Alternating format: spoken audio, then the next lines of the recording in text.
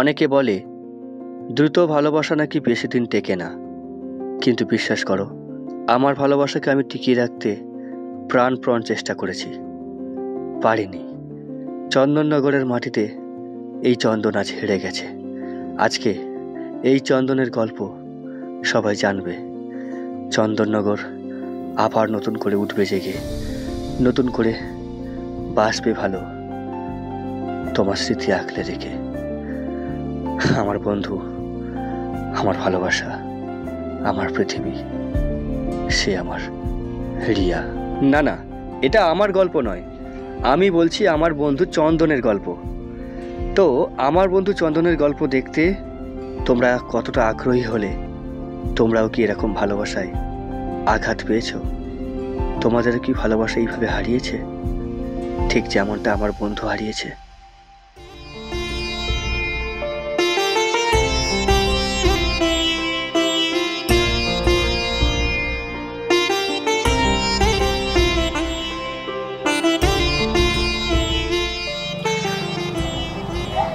দেখ সোহেল, এইভাবে ভেঙে পড়িস না।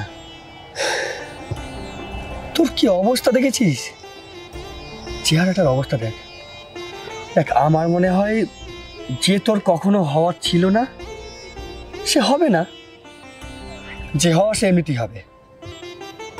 তাই আমার মনে হয় নতুন করে জীবনটা শুরু কর।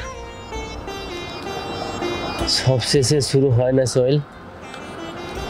আমি ওকে কথা দিয়েছিলাম আমাদের আগে, পরে, মাঝে আর কোনো ভালোবাসার সৃষ্টি হবে না। আর ও ছিল আমার প্রথম ভালোবাসা।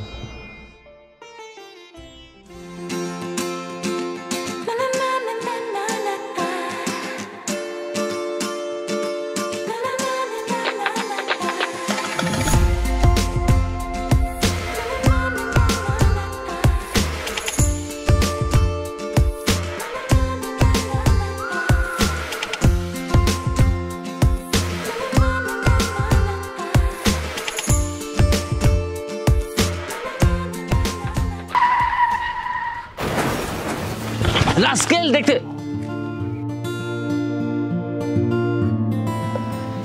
সরি, আমি বুঝতে পারিনি এইভাবে ধাক্কা লেগে যাবে। পৃথিবীর কত রূপ দেখিয়াছি, এত সুন্দর রূপ কখনো দেখি নাই। রিয়া, ছেলেটা মনে কবি। চল উনি কবিতা বলুক আর আমরা হাওয়া হয়ে যাই। দাঁড়ান তবে। I love you. Shut up. একজন কলেজের ছাত্রীকে সরাসরি প্রপোজ করার মানে জানেন? হ্যাঁ, বিদ্যাসাগরকে আই লাভ ইউ বলা। না, এটা অপমান করা। আর কথা বাড়াবেন না ম্যাডাম, আপনি এখান থেকে এখন চলে যান। আর কালকে এই সময় এখানে আমি আবার অ্যাক্সিডেন্ট হওয়ার জন্য অপেক্ষা করব। ছেলেটা মনে হয় বিয়ে আছে, বাদ দে, চল আমরা চলে যাই। চল।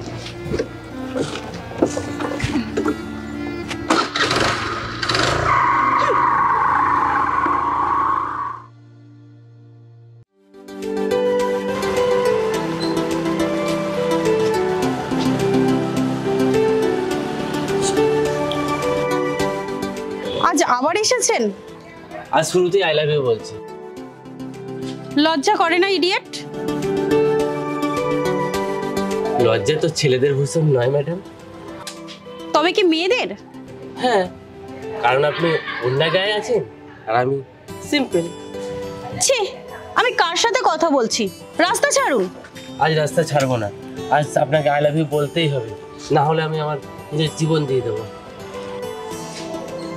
ব্ল্যাকমেল করছেন? সত্যি কথা বলতে রিয়া, একদিন সকালে আমার মন খারাপ হয়।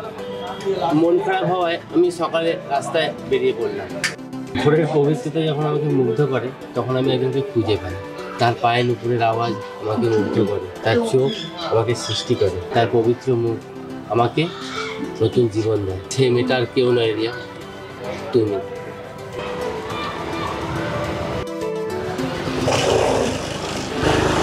এই যে ম্যাডাম, আই লাভ ইউটা তো বলে যান।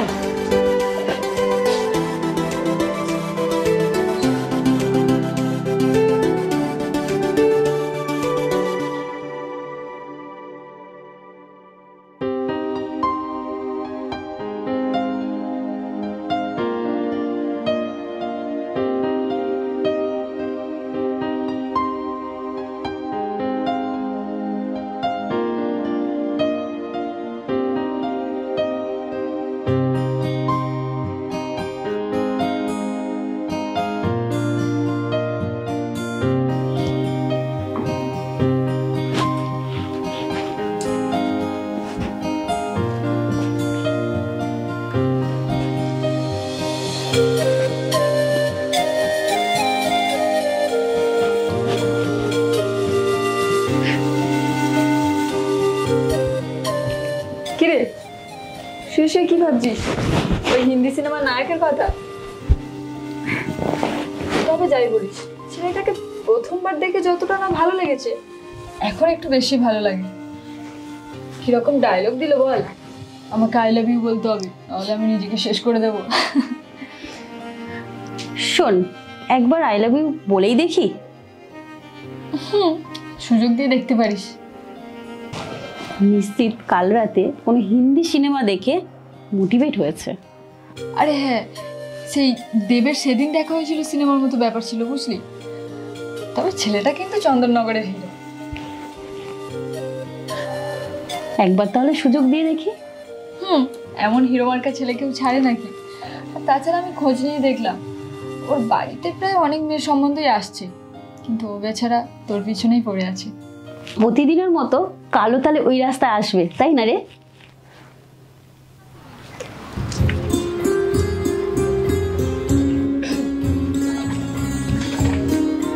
ভেবেছিলাম আজ আর আসবেন না, কিন্তু আজও আসলেন। আপনি যদি ভাবেন যে চন্দননগর তার নিজের রং হারিয়ে ফেলেছে, আপনি ভুল ভাবছেন। কালকে ঘুম থেকে উঠে দেখবেন চন্দননগর তার রঙে নিজেকে আরও বেশি করে রাঙিয়ে ফেলেছে। আচ্ছা, আপনি তো কবি হতে পারতেন। তাহলে আপনি কবিতা হতে পারতেন, কবিতার নিজের ছন্দে কবিতা লিখতে পারতো। অসাধারণ কথা বলেন তো। ম্যাডাম, চন্দননগর শহরটা একবার ঘুরে দেখুন, প্রেমে পড়ে যাবেন। মানে আমার নয়, চন্দননগরে। যদি বলি প্রেমে পড়ে গেছি? আপনি দেখবেন যে চন্দননগর তার নিজের রঙে নিজেকে রাঙিয়ে তুলেছে, আর পৃথিবীর কাছে সেটা একটা স্মৃতি হয়ে থাকবে। এই ভেরি ইন্টারেস্টিং ব্যাপার তো। উফ, আচ্ছা তোদের প্রেম তো বেশ জমে গিয়েছিল, কিন্তু এমন কি হলো যে রিয়া তোকে ছাড়া অন্য কাউকে বিয়ে করলো? না, ও আমাকে ছেড়ে অন্য কাউকে বিয়ে করেনি। আমাদের 1 বছর প্রেম চলাকালীন আমরা একদিন সন্ধ্যায় এক ধাবায় খেতে গিয়েছিলাম। সেখানে তাহলে ম্যাডাম চন্দননগর কেমন লাগলো? স্যার, চন্দননগরে আপনি একা থাকেন, আমারও বাড়ি চন্দননগরে। দেখতে দেখতে আমাদের ভালোবাসা 1 বছরের বেশি হয়ে গেল। আমাদের ভালোবাসার আগে, পরে, মাঝে আমি কিন্তু কাউকে আসতে দিই। তুমি হচ্ছে আমার প্রথম ভালোবাসা।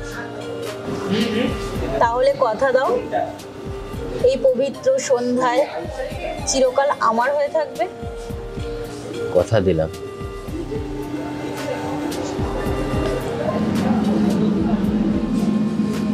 কি হলো রিয়া? কথাটা যন্ত্রণা করছে।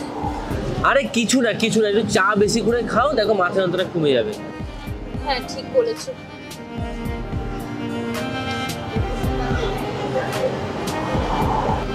তাহলে আমরা বিয়েটা করেই ফেলি, কি বলো? কি হলো? কি হলো রিয়া? রিয়া, কি হলো রিয়া? রিয়া, রিয়া, রিয়া।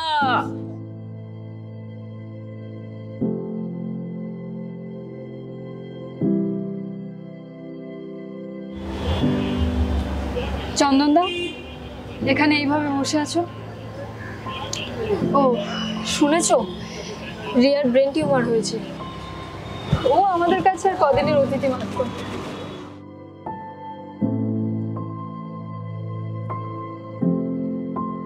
চন্দননগরের চন্দন আজ তার নিজের রং হারিয়ে ফেলেছে। প্লিজ তুমি আমাকে একটু একা থাকতে দাও না। ঠিক আছে, তুমি থাকো, আমি তাহলে যাচ্ছি।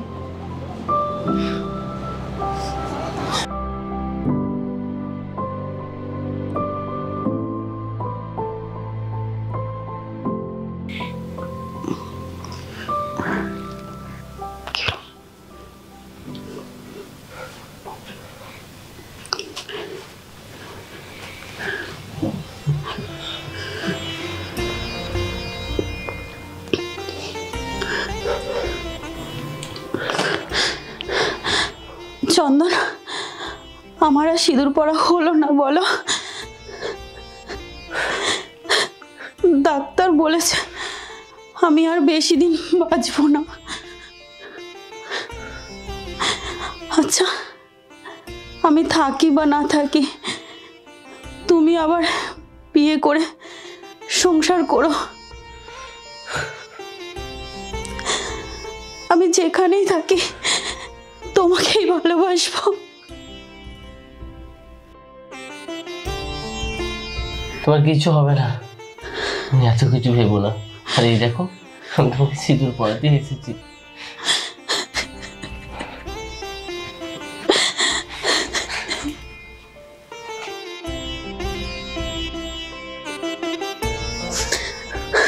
তোমার জন্য আমি এই সিঁদুর এনেছি। চন্দন, তুমি সত্যি আমাকে বিয়ে করবে? আমাকে বিয়ে করে তুমি কি পাবে? আমি তো মারা যাব। তোমাকে বিয়ে করে চন্দ্রবাবুকে জানিয়ে দেবো তোমরা তাজমহল দেখেছো, কিন্তু ভালোবাসার ইতিকথার ইতিহাস দেখো। তোমরা দেখবে চন্দ্রনগর তার কালো রং বুকের ভিতর লুকিয়ে রেখেও তারা ইতিকথা ইতিহাস দেখাতে পিছু পা হয় না। চন্দ্রনগরের আলো একদিন সারা পৃথিবী জ্বলবে, কিন্তু তার ভিতরে থাকা কালো আগুন ইতিকথা হয়ে রচনা লিখবে।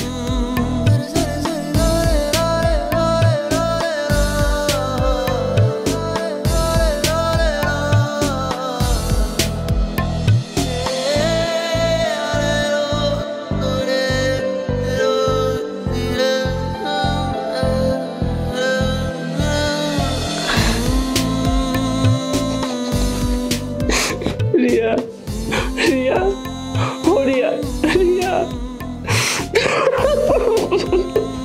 রিয়া, রিয়া, ও রিয়া, রিয়া, রিয়া। কি রে, তুই কি আমার জীবনে ঘটনা শুনে বোবা হয়ে গেলি? হয়েছি বই কি, চন্দননগরে এমন ঘটনা আগে কখনো শুনি। তুই শুধু মানুষ চন্দন নয়, তুই আমাদের চন্দননগরের গর্ব। কারণ এই রকম শক্তিশালী মন কজনের থাকে বল?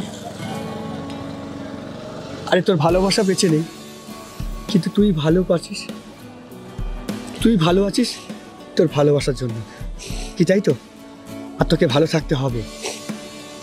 আর তোর ভালোবাসা তো তোকে বলেইছে নতুন করে সংসার কর, অন্য কাউকে ভালোবাস।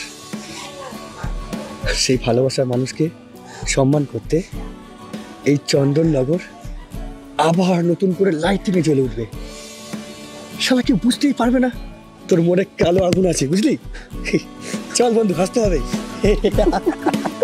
হাসতে হবে।